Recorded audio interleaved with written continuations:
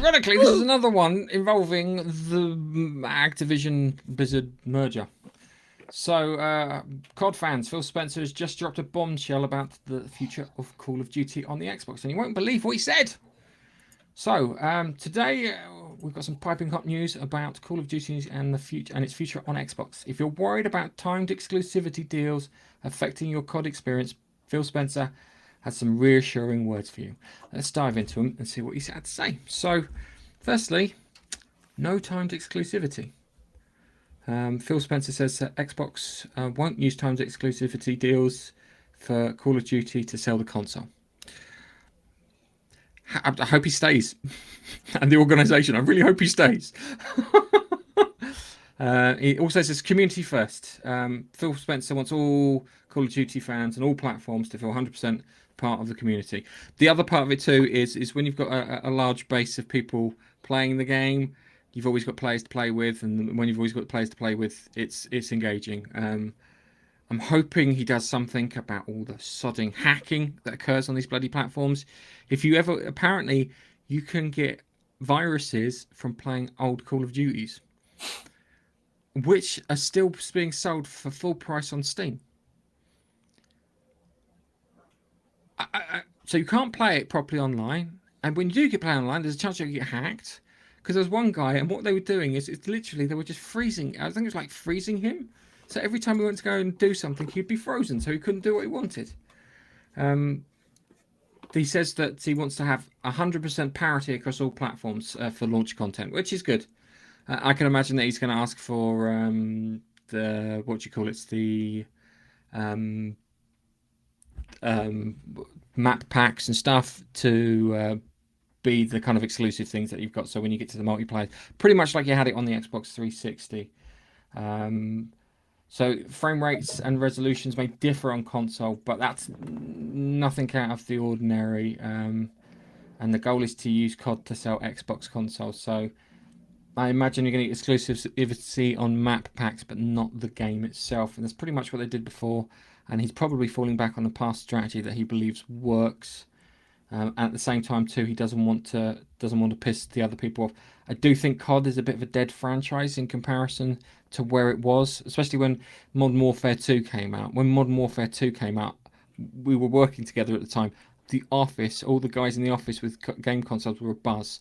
I remember playing like an exclusive match with pretty much the guys from work on in the airport, which was fantastic because everybody was playing it.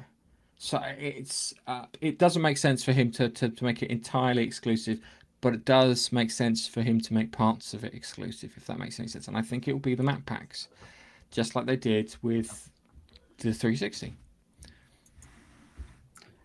Yeah. I can't disagree with any of that. I like the fact that he's going to keep it, or saying he's going to keep it across the platforms. It makes sense. It makes financial sense. After spending all that money, they've got to recoup it. So maybe it's for now. Maybe in a couple of years' time, once they feel they've done what they need to recoup some of that loss, then maybe they will do more than that, perhaps. Maybe it's exclusive guns. You can only get it on an Xbox console. I don't know. But we'll see. We'll see what he says. But he doesn't tend to lie or talk out of his arse, does he, Phil? So no, he does. He does tend to embellish. promise some things and then go. Well, he doesn't embellish. He promises something, and then the developers let him down, and then he's like, "Well, that fucking happened, didn't it? That's not what they told me."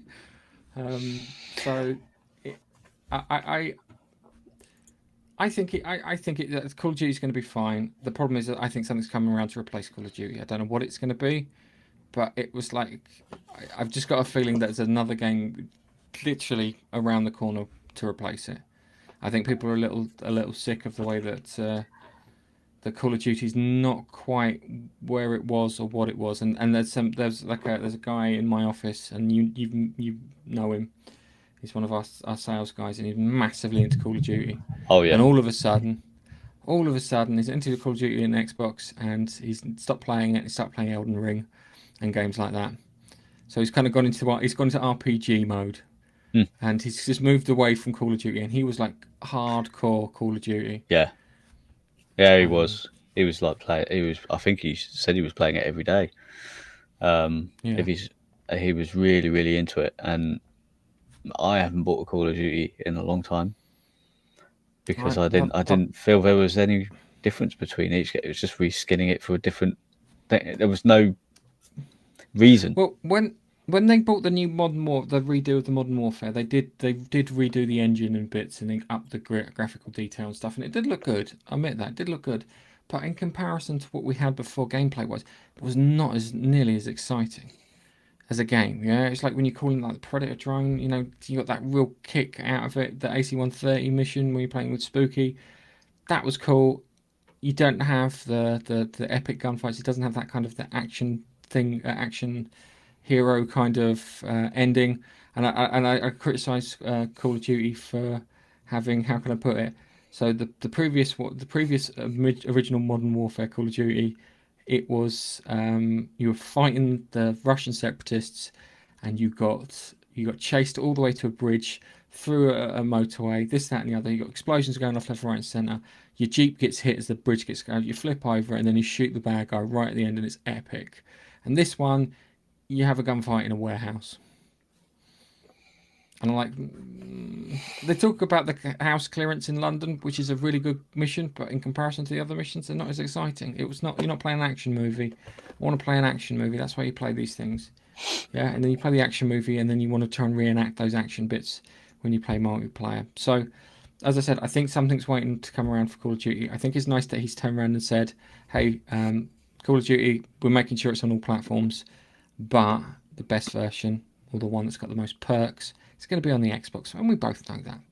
And it's going to be, and I don't blame him for doing it. They spent too much money on that purchase, especially when you look at bloody Bethesda in comparison, and all the stuff that they got from Bethesda. But hey, anyway, with that, next story.